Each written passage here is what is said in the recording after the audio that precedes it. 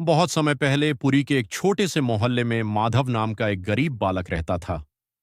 उसके चेहरे पर हमेशा सोने जैसे सपने झिलमिलाते थे, लेकिन उसकी विकट परिस्थितियों ने उसे मंदिर के पवित्र अंदर जाने से रोक रखा था।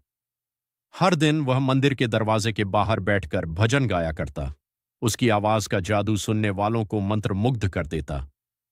भक्ति से भरी उसकी आवाज मंदिर में गूंजती थी और लोग उसकी भक्ति की सराहना करते थे। एक रात जब सभी सो रहे थे और मंदिर की दीवारों के पीछे अंधेरा चादर ओढ़े हुए था, एक अद्भुत विचार ने माधव के मन में घर कर लिया।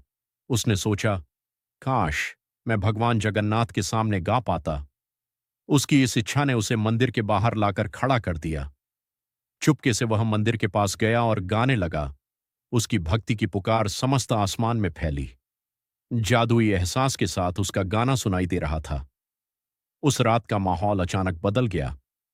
जैसे ही माधव भजन गाने में खो गया, मंदिर के अंदर से मृदंग और घंटियों की आवाज आई। माधव की धड़कन तेज हो गई। उसने सोचा, क्या ये सच में भगवान हैं?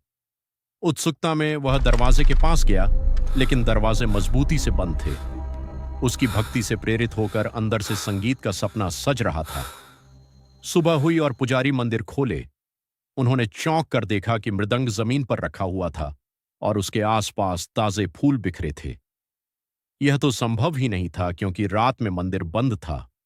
सबने सोचा कि यह कोई साधारण घटना नहीं हो सकती।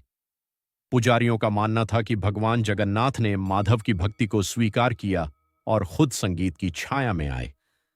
उस घटना के बाद माधव को मंदिर के अंदर जाने की अनुमति मिल गई। अब वह भगवान के सामने खड़ा होकर भजन गाने लगा। उसकी भक्ति ने उसे न केवल व्यक्तिगत संतोष दिया, बल्कि उसकी आवाज ने भक्तों को भी एक नई प्रेरणा दी।